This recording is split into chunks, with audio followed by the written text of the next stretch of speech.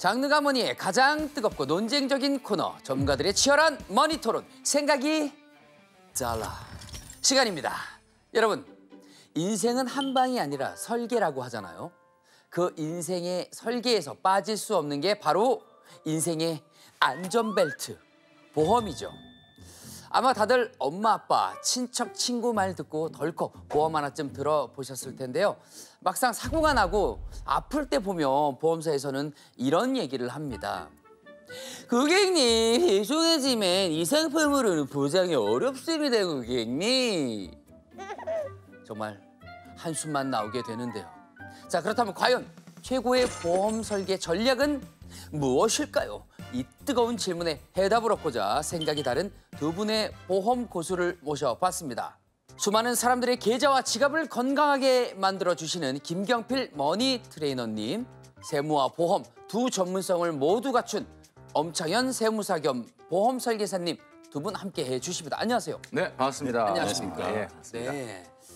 보험하면 이렇게 복잡하다, 좀 어렵다 이런 생각이 앞서기 마련인데요. 보험 초보자들은 가입할 때 어떤 기준을 세워두고 가입을 해야 될지 지금 고민이 굉장히 많이 되거든요. 네. 제가 이 부분에 대해서 좀 말씀드리고 싶은 게 일단 초보자다라고 하면 가장 첫 번째로 우리가 생각해야 되는 게 일단 보험료의 사이즈입니다. 네. 가장 많은 분들이 궁금해하는 게 이거 나 지금 소득이 이거 얼마인데 내가 보험료로 정말 얼마를 내야 되냐 이런 것들을 굉장히 고민하시거든요. 네네. 제가 딱 정해드릴게요. 본인 소득의 3에서 5%가 적당합니다. 3에서 5%. 자, 그러면 미혼 같은 경우는 3%. 왜냐하면 미혼은 책임져야 될 가족이 그렇게 많지 않기 때문에. 네. 자, 그다음에 이제 결혼한 사람이다 그러면 5% 미만에서 해야 되는데 자, 왜 소득에 맞춰야 되느냐. 네. 만약에 예를 들어서 월급이 300만 원인데 네.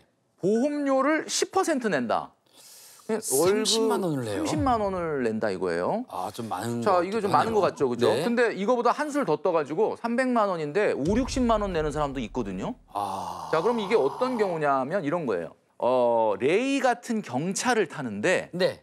제네시스 G90에 브레이크를 단 거야. 자, 그래서 일단은 여러분 굳이 필요 없는. 그죠? 네네. 일단 여러분들의 소득에서 3에서 5% 이내인지를 먼저 체크해 보시기 바랍니다. 우리 엄창현 세무사님이 생각하시는 보험 가입의 원칙 어떤 게 있을까요? 저는 보험료를 말씀해 주셨는데 네. 소득의 5%다. 네. 이것보다는 개개인별에 맞는 어떤 그런 보장 금액을 좀 산출하는 게 필요하다.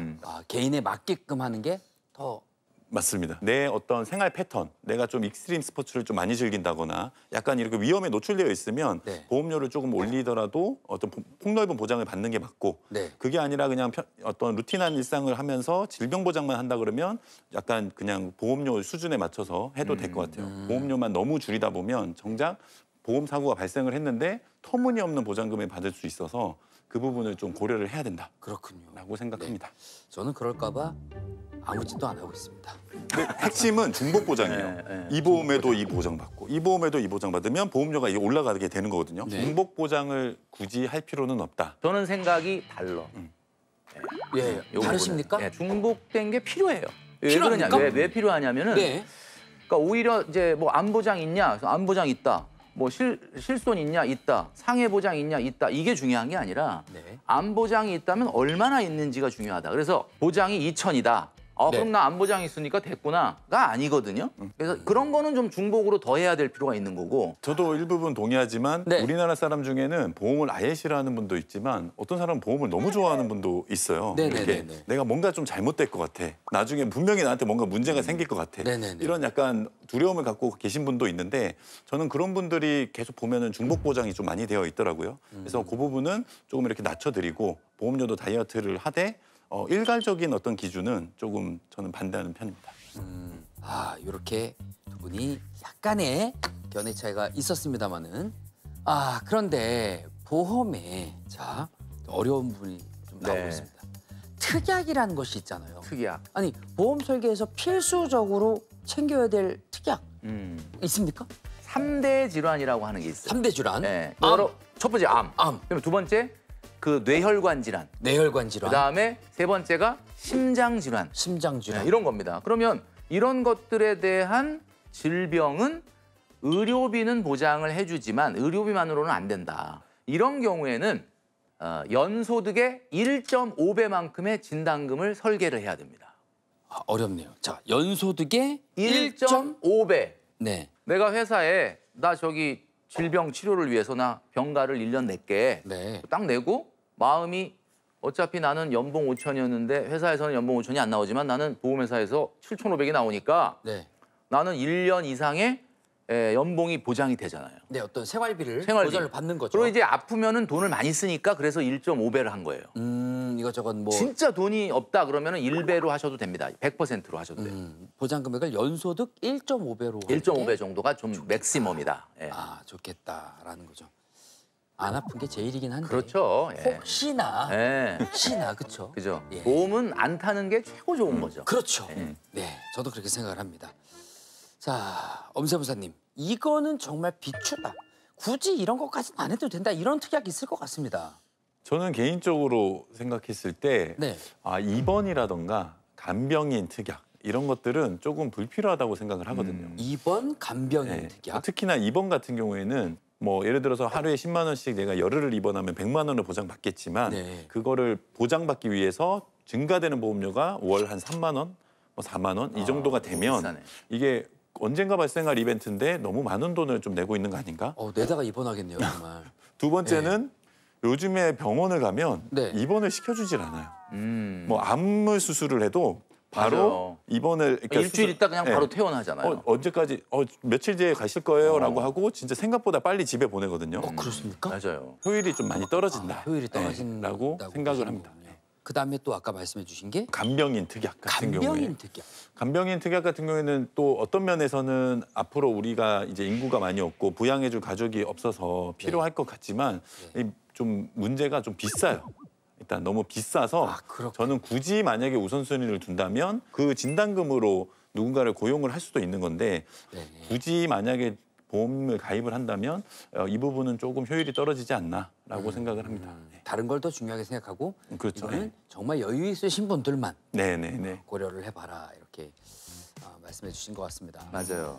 자, 그렇다면 사회 초년생 이제 막 직장 생활을 시작한 분들은 어떤 보험을 중심으로 설계를 해야 될까요? 이것도 트레이닝님 먼저. 뭐 사회초년생이라고 하면 우리 시청자분들 많이 아시겠지만은 소득이 낮을 때 아니겠습니까? 네, 그러니까 뭐 그렇죠. 소득 자체가 높지 않으니까 보험료는 당연히 높게 내서는 안 되는데 제가 말씀드렸던 것처럼 뭐 3% 이내로 설계를 하되 네. 높은 보장을 원한다면은 순수 보장형으로 하면 좋을 것 같고요. 네. 거기에다가 가장 중요한 것이 이제 건강보험 위주로 좀 가입하면 좋겠다. 건강 우리가 흔히 네. 얘기하는 뭐 정기보험이나 종신보험 같은 사망보장은 좀 가장들한테 좀 권해드리는 보험이고 네. 이제 사회초년생들 같은 경우는 아직 미혼인 경우가 많잖아요. 그렇죠. 그렇다면 그냥 내 몸 하나만 지키면 되고 혹시 내가 일을 하다가 이 소득이 끊어질 때를 대비해야 되니까 사실 건강보험 뭐 예를 들면 암이라든지 뇌혈관 질환이라든지 이런 것들에 대한 진단비 정도만 만들어 놓으면 제가 봤을 때는 큰 문제가 없지 않을까라는 생각을 합니다. 저는 거기 대부분 좀 동의하는 바는 있지만 네네. 거기에다가 그래도 내가 주목해야 되는 내가 좀 나에게 발생할 수 있는 이벤트가 있는 보험 예를 들어 암이라든가 우리 가족력이 이런 부분은 좀 풍부하게 보장을 해두는 게 좀 필요하겠다라는 생각을 합니다. 네, 알겠습니다. 김경필 머니 트레이너님, 네. 30대 이후거나 결혼을 했거나 음. 가정을 꾸린 분들, 네. 뭐 그에 맞게 전략을 당연히 수정을 해야겠죠. 그렇죠. 이제 네? 이제 30대가 되고 가정을 꾸미고 자녀가 태어나고 하면 이제 전략을 좀 수정을 해야 되는데 네. 일단 외벌이보다는 맞벌이는 당연히 보험료 수준이 올라가야 됩니다. 왜냐하면 아까 말씀드렸던 것처럼 외벌이는 그냥 내 몸 하나만 지키면 되잖아요. 네. 그런데 이제 내가 만약에 가장이 된다 그러면은 지켜야 될 가족이 뭐 배우자도 있고 자녀도 있을 수가 있죠. 그렇죠. 만약에 3% 정도 비중으로 보험료를 냈던 분이라면 뭐 5% 정도를 올린다든가 이게 필요합니다. 네. 그다음에 두 번째는 소득이 더 많은 사람이 보험을 더 많이 가입해야 됩니다. 보험이라는 건 미래의 소득을 지키는 거기 때문에 네. 누구에게 더 힘을 줄 거냐를 지금 제가 말씀드린 거예요. 그래서 외벌이보다는 맞벌이 그리고 소득이 높은 사람 위주로 더 우선순위가 높은 쪽으로 가입시켜라. 그런 또 순위를 또 말씀을 해주셨습니다. 중년 이후에는 부모님 부양과 노후 대비를 함께 고려를 해야 되잖아요. 이 시기 때 전략이 굉장히 중요할 것 같습니다. 비용이라는 문제가 있기 때문에 내가 정말 돈을 너무너무 잘 버는데 자산은 아직 없다. 그러면 이런 경우에는 정기보험을 많이 추천합니다. 정기보험. 네, 그러니까 내가 지금 네. 엄청나게 돈을 잘 버는데 내가 자녀가 5살이다. 네. 그럼 이 자녀가 5살이면 한 25살 될 때까지 성인이 될 때까지만 내가 지켜주면 되는데 네. 그 사이에 나한테 무슨 문제가 생기게 되면 이 자녀는 엄청나게 큰 경제적 충격을 받지 않겠습니까? 그렇죠, 그렇죠. 그러니까 딱 20년만 보장받는 내가 20년 안에만 만약에 유고 상황이 되면 한 10억, 20억 이 정도를 주는 보험을 가입하겠다. 네. 이렇게 하면은 뭔가 굉장히 좀 괜찮을 가능성이 있는 거죠. 네. 그렇게 하시면 될 것 같고 종신보험 같은 경우는 네. 뭐 세무사님이 아마 좀 추가로 설명을 해주시겠지만은 자녀들에게 이제 상속을 할 때 자녀들이 약간 좀 절세를 하면서 우리가 할 수 있는 그런 것들을 좀 종신보험으로 활용하는 경우가 많이 있습니다. 아, 그렇게도 가능하군요. 우리나라 네. 상속세가 이제 거의 5억 정도를 공제를 해주고 나머지에 대해서는 세금이 나오는데 최근에 집값을 보면은 거의 뭐 10억은 사실 우습고 막 20억, 뭐 30억, 15억이죠. 40억씩 가다 보니까 나는 이 집을 물려받았을 때 내일 상속세가 없고 네. 그러면 이 집을 팔아야 되는 거거든요. 그렇죠. 그럼 이제 강남에 살다가 뭐 특정 지역으로 이사 가고 그럼 내가 죽으면 내 아들은 또 특정 지역으로 이사를 가야 되는 이 집을 팔면서 반토막이 나면서 끝나다 보니까 계약자랑 수익자를 자녀로 하고 피보험자를 이제 돌아가실 분으로 설정을 하게 되면 이분이 돌아가셔서 발생하는 받게 되는 보험금에 대해서는 상속세도 없고 그 자금을 가지고 상속세를 납부 재원을 할 수 있는 얼마 전까지 국세청의 상속세 줄이는 팁에 아예 종신보험을 활용해라라고 아예 이렇게 멘트가 나와 있었거든요. 아, 그렇군요. 그만큼 거의 아파트 한 채만 있어도 이제는 이 부분에 대해서 고민을 해야 되는 시점이 온 것 같아요. 네, 지금까지 보험 가입 원칙부터 생애 주기별 보험 전략까지 쭉 살펴봤습니다. 이쯤에서 시청자 여러분들이 가장 궁금해할 질문 하나 드리도록 하겠습니다. 두 분은 현재 어떤 보험을 갖고 계시는지요? 저 말입니까? 예, 예. 예. 제가 사실 비행 거리가 얼마 안 남았습니다. 이제 목적지까지 굉장히 가까워졌고. 왜 그러십니까? 얼마 안 남았기 때문에. 얼마 안 남으셨어요? 얼마 안 네. 남았어요. 이제 죽는 걸 얘기한 게 아니라 네네네. 경제 활동이 활동이 이제 끝나는 거를 얘기하는 거죠. 제가 볼 때는 그렇게 짧은 거리가 아닐 걸로 저는 50대 중반이라 네. 과거의 사망 보장, 그러니까 네. 정기보험이나 종신보험은 다 해지를 했습니다. 왜냐하면 지금 애들이 다 25살이 넘었거든요. 네. 다 독립을 해서 경제활동을 하고 있는데 뭐 굳이 내가 갑자기 오늘 유고 상황이 생긴다고 해서 정말 수십억을 보험금으로 줘야 될 이유는 없다. 그래서 저는 이제는 실손하고 네. 암진단 보험금과 건강보험만을 유지하고 있습니다. 자, 어떤 보험을 가지고 계시는지요? 우리 저는 세무사님은? 좀 목적을 다양하게 해서 가지고 있어서 네. 일단 제 자녀가 6살이기 때문에 네. 20살이 될 때까지는 정기보험을 좀 가입을 해뒀고요. 아까 말씀하신 네, 20살이 될 때까지는 제가 죽으면 그래도 한 10억 정도. 근데 보험료가 그렇게 비싸지 않아요. 10억 나오는 정기보험도. 아, 네. 기간이 짧으니까. 그렇죠. 네네. 저도 나이가 아직은 40대이기 때문에 그렇게 좀 준비를 하고 있고 네. 개인적으로 저희 할아버지께서 또 간암으로 돌아가셔서 제가 간 쪽으로 좀 많이 이렇게 보장을 해뒀고요. 종신보험도 하나 가입이 되어 있고. 아까 상다리 부러지게 네. 하지 않았으면 이라고 말씀해 주셨는데 정기보험 근데 아까 제가 종신보험, 말씀드렸던 것처럼 특이하게다가? 소득이 높은 사람은 보험을 많이 돼. 소득이 높은 거야. 소득이 높은 소득이 높은 여러 가지 방면으로 대비를 많이 해두셔야 그러니까. 됩니다. 자, 마지막으로 최고의 보험 전략을 총 정리하면서 보험 꿀팁에 대한 한마디씩 조언을 해주신다면 어떤 게 있을까요? 만기까지 내 목적 기간까지는 꼭 유지가 되는 게 좋다고 생각하거든요. 네. 우리나라 사람들이 보험을 싫어하게 된 이유가 보험은 언젠가는 해지해야 되고 아니면은 불의의 사고가 있을 때 보험부터 찾죠. 예를 들어서 IMF 아니면은 뭐 금융위기 이럴 때 있을 때 다른 어떤 거를 아는 게 아니라 나 보험 그거 얼마 쌓였지? 해지. 해지해서 보면 반토막. 보험 역시 드는 거 아니야. 네. 해지를 굉장히 많이 하셔요. 근데 저는 해지를 할 거면은 가입 안 하는 게 낫다. 이게 보험회사가 어떻게 보면 약간 손해를 보는 것 같은 보험은 금방금방 단종을 시켜버리죠. 절판을 시켜버리고 그렇군요. 그 옛날부터 있었는데 계속 있는 보험은 뭐 딱 싸잡아 말씀드리긴 어렵지만 좋은 보험은 빨리 없어진다. 그래서 적당한 보험료로 끝까지 지켜나가면 보험회사 좋은 일 시키는 게 아니라 내가 좋은 일을 하는 건데 친구의 조언, 누구의 조언으로 가입을 했다가 결국 한 3년 있다가 부담된다, 해지. 됐다. 이렇게 하면 너무나 손해가 많고 목적이 맞게 좀 오래 납입할 수 있는 보험을 가입을 하시는 게 좋겠다라고 생각을 합니다. 뭐 김경필 트레이너님도 뭐 조언해 뭐, 주실 게 있다면 어떤 예, 게 예. 있을까요? 좋은 보험, 나쁜 보험이 이렇게 따로 있는 건 아닙니다. 네.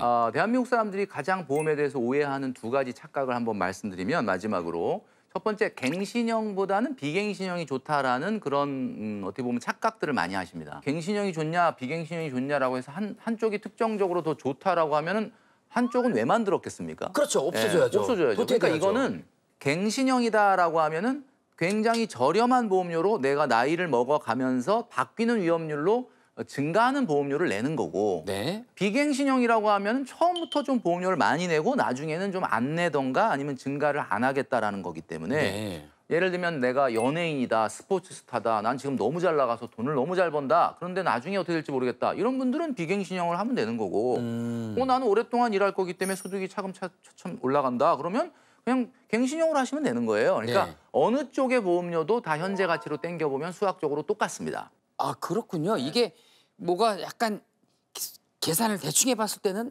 무조건 갱신형이 비싸 보이죠. 비싸 보여요. 왜냐면 이제 미래에 낼 보험료를 다 이렇게 땡겨 보면은 네. 금액으로는 커 보이니까. 근데 그렇지는 않거든요. 그러니까 요거는 오해다라는 게 이제 첫 번째 말씀드리고 싶은 거고. 네. 두 번째는 무조건 긴 거를 하실 또 선호하는 분들이 있어요. 네. 100세 보장이어야 된다. 요즘 100세 시대인데. 그렇죠. 근데 이거는 꼭 그렇지는 않습니다. 이제 그렇습니까? 왜 그러냐면 너무 무리해서 막 100세 보장을 지금 이제 20살, 25살 먹은 사회초년생이 75년 동안 100세 보장 네. 그러면 75년이잖아요. 네. 근데 지금 암 보장이 2천만 원이야. 네. 이 2천만 원을 100세까지 해준다. 그러면 만약 99세에 만약에 암이 걸리게 되면 이 2천만 원은 현재 화폐 가치로 얘기하면 한 뭐 250만 원도 안 될 가능성이 많거든요. 그렇죠. 그러니까 네. 이게 사실은 기간보다는 적정한 보험금을 따지면서 가입하시는 것이 더 중요하다. 저는 이렇게 말씀드리고 싶습니다. 굳이 그럴 필요는 없다. 네, 뭐 그게 나쁘다는 건 아니지만 네. 너무 기간의 강박을 가지실 필요는 없다. 왜냐하면 화폐 가치가 계속해서 떨어지기 때문이다. 이렇게 말씀드릴 수 있습니다. 알겠습니다. 잘 들었습니다. 시청자 여러분께서는 두 전문가의 의견을 잘 참고하셔서 개인의 상황에 맞게 현명한 판단하시길 바라겠습니다. 끝으로 오늘 두 분의 생각이 얼마나 달랐는지 달러를 통해서 확인을 해보도록 하겠습니다. 생각의 차이가 전혀 없었으면 1달러, 완전히 달랐다 100달러입니다. 오늘 뭔가 최소 금액이 예상되긴 하지만 두 분의 생각은 얼마나 달랐는지 하나, 둘, 셋을 외치면 보여주시면 되겠습니다. 하나, 둘, 셋! 20달러가 나왔습니다. 트레이너님. 20달러. 자, 그리고 저는 2달러. 2달러. 네, 알겠습니다. 두 분의 생각의 차이는 평균 11달러였습니다. 두 분 또 더 유익한 주제로 인사드리길 약속드리겠습니다.